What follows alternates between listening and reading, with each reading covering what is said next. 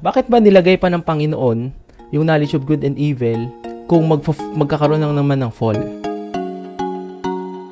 You shall surely eat of every tree except sa knowledge of good and evil. Now, a lot of people questions na bakit ba nilagay pa ng Panginoon yung knowledge of good and evil kung magkakaroon lang naman ng fall? Hindi natin sasagutin lahat sa ngayon, but I will give you one reason why. Okay? And this is very, very practical.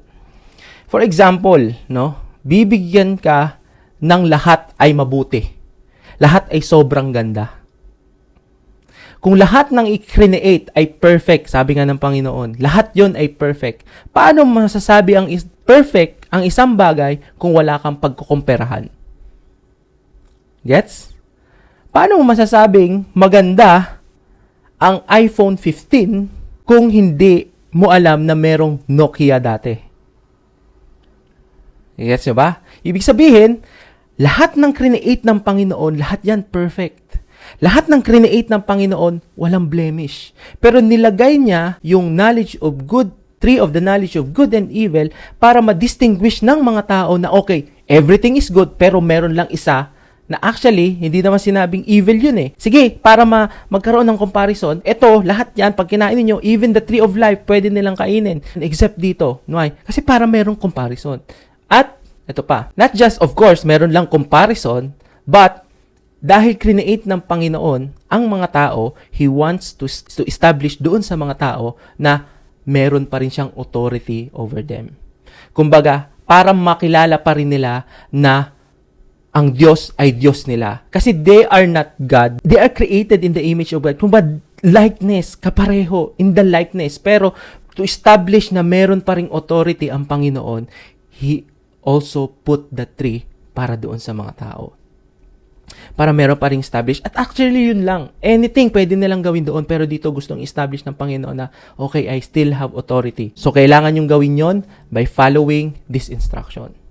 Pero everything were created, that was created, ay, lahat ay good. Ganun kabuti ang Panginoon na, di ba? Lahat kailangan nyo kainin. Ang problema, ang sinabi nga ng serpent, is, totoo ba na hindi kayo pwedeng kumain ng kahit anong bungang kahoy? Hindi, sabi ng Panginoon, pwede nyong kainin lahat except for this, because in establishing authority and so that you can have comparison. At ito pa, sinabi niya pa, neither shall you touch it lest you die. Now, hindi natin alam kung saan nanggaling itong neither you shall touch it. Kasi wala namang sinabi ang Panginoon. Ayan. So, dito natin ma-distinguish din na pag inaral mo talaga, kailangan mong maging accurate. Pero bakit ba sinabi ni Eve yun?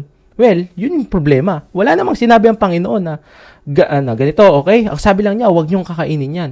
Pero dito, meron siya sinabing, neither you shall touch it. So, isa po yun sa naging problema. But the serpent said to the woman, dito, you will not surely die, for God knows that when you eat of it, your eyes will be opened, and you will be like God, knowing good and evil.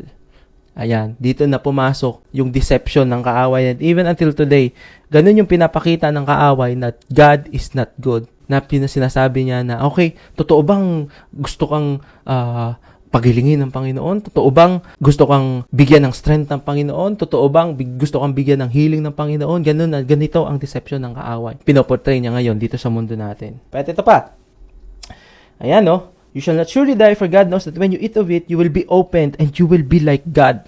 Ito pa yung deception. Pag kinain daw nila Eve, yung fruit ng knowledge of good and evil, your eyes will be opened and you will be like God. Hindi ba isang deception din to ng kaaway? Kasi they are already created in the image of God, in the likeness of God. Wow, you will be like God. Another deception. They are already created in the image of God.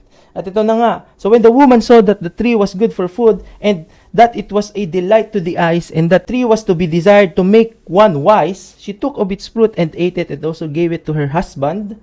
Problema, si Adam walang sinabi. Samantalang sa kanya ibinigay yung task na ito or yung responsibility na ito na huwag kumain dito. At kinain lang din ni Adam. Then the eyes of both were opened, and they knew that they were naked. So, na-open na nga talaga yung eyes nila. Yung glory ng Panginoon umalis sa kanila at na-realize nila. Kung nawala na yung glory, nakita nila na naked na sila sa harap ng isa't isa. And they heard the sound of the Lord God walking in the garden in the cool of the day, and the man and his wife hid themselves from the presence of God among the trees of the garden.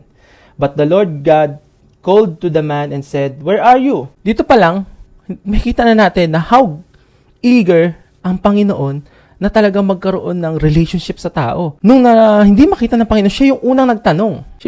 Nasaan kayo? Kasi nagtatago sila. Ibig sabihin, hinahanap ng Panginoon yung relationship. Naglulong siya doon sa creation niya. Naglulong siya doon sa ginawa niyang likeness nila. Siya yung unang nagtanong, siya yung naghahanap, at siya yung lumalapit.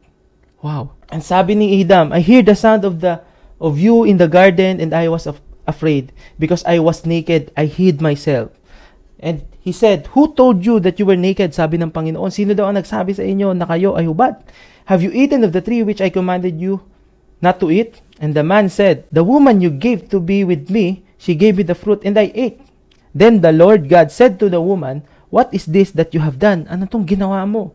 The woman said, the serpent deceived me, and I ate.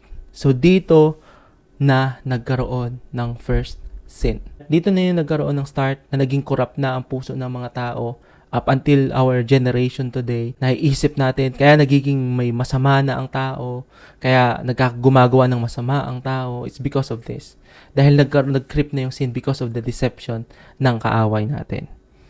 But, kung meron man tayong gustong i-emphasize dito, sa topic natin na ito, is God really good?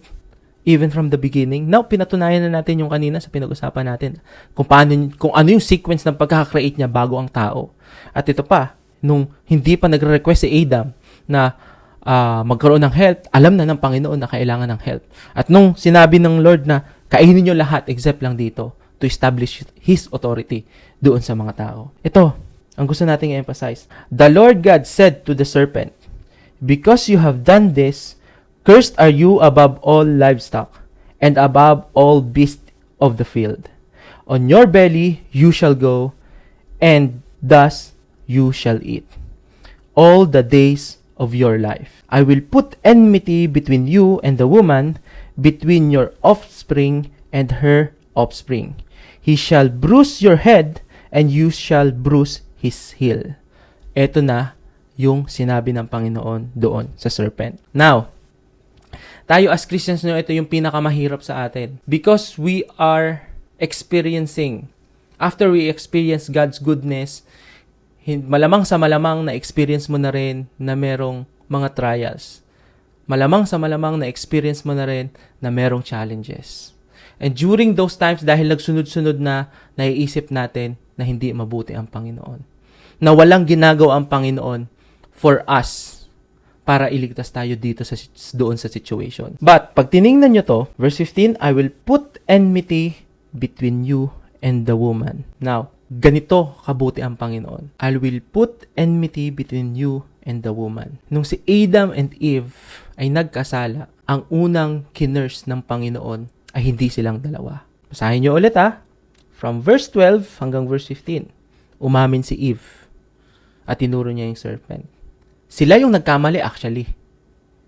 Si Adam at si Eve ang nagkamali. Pero ang unang kinurse ng Panginoon ay si Satan, ay yung devil. Di ba mabuti ang Panginoon?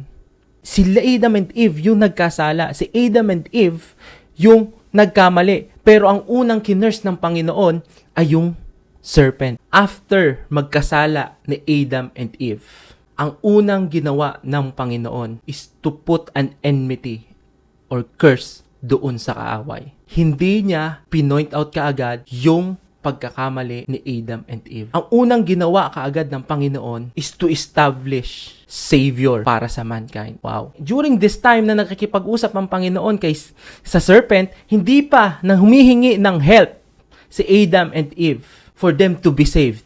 Hindi pa nila naiisip na kailangan nilang maligtas. Hindi pa nila naiisip kung gaano kabigat talaga yung ginawa nila.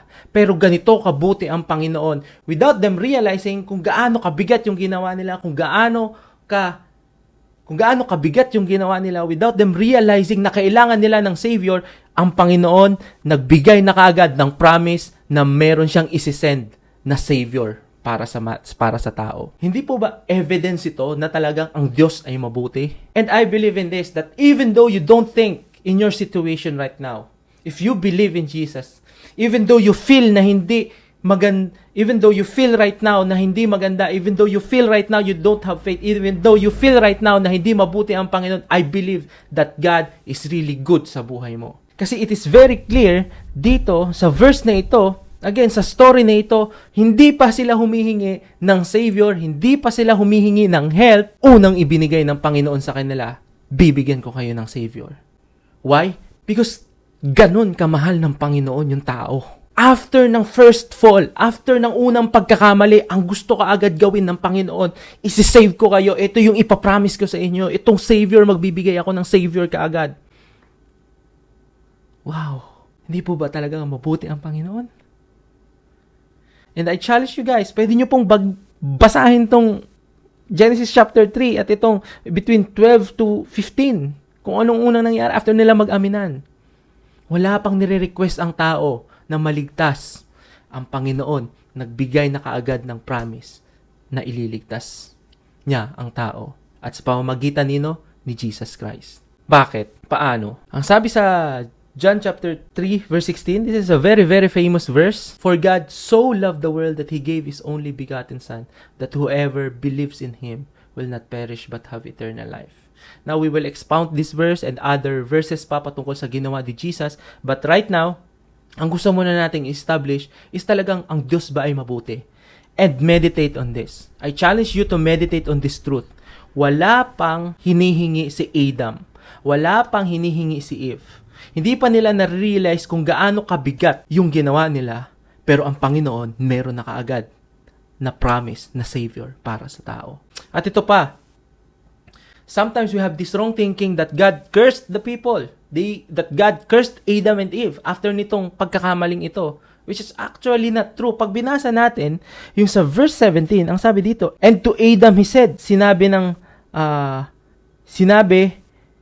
ng Diyos kay Adam, because you have listened to the voice of your wife and have eaten of the tree of which I commanded you, you shall not eat of it. Cursed is the ground because of you. Again, cursed is the ground because of you. God did not curse Adam, but He cursed the ground. At yun yung result ng sin. Naging curse yung ground, kaya kinailangan nating magtrabaho, dahil na-curse yung ground eh. Kailangan mo natin paghirapan everything, dahil na doon sa fall na yon.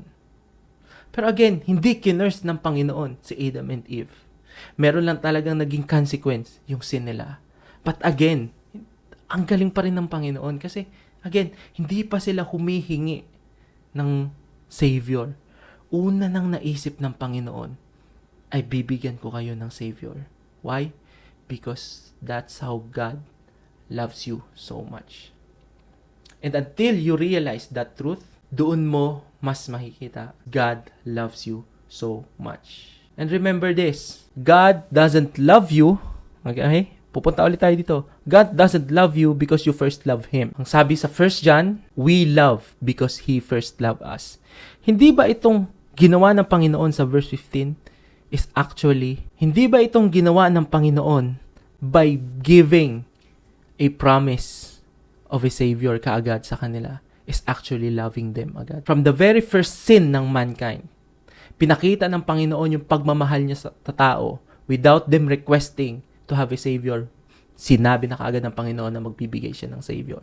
At yun ay ating Panginoong Jesus. And please, have time to meditate on this truth about His goodness para sa atin. Again, we will recap. Creation, create nyo muna ng Panginoon by sequence lahat at huli niyang create ang tao para ma-enjoy niya ang lahat ng creation, ng perfect creation. Hindi ba kabutihan yun? And that moment, nung nagkamali sila, hindi niya kaagad pinoint out, oh, kayo na naman. Kaya, bakit ba kasi kayo ganyan? Ayun tuloy, nagkamali kayo. Etong mangyayari sa inyo. Hindi yun yung sinabi ng Panginoon. Kundi ang sinabi ng Panginoon ay magbibigay siya ng Savior kaagad para sa'yo.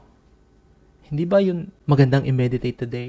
That even though you are not requesting right now ng help sa Panginoon, God has already sent a help para sa'yo. But do you believe it? Do you really believe that God is really that good para bigyan ka ng help? At yun yung mga susunod na mga pag-uusapan natin. Paano ba magiging good ang Panginoon kahit na tayo, mga Christians, ay nagfe-fail pa din? But today, please meditate on this truth. na wala pang hinihingi ang tao na Savior, unang promise ng Panginoon sa tao ay Savior kaagad. Hi! I hope you have been blessed by today's video. Don't forget to share in the comment section the Rhema word you have received and how you have been touched by today's message. Please don't forget to subscribe to this channel and please share this video to your family and friends. I am excited to see you again next time.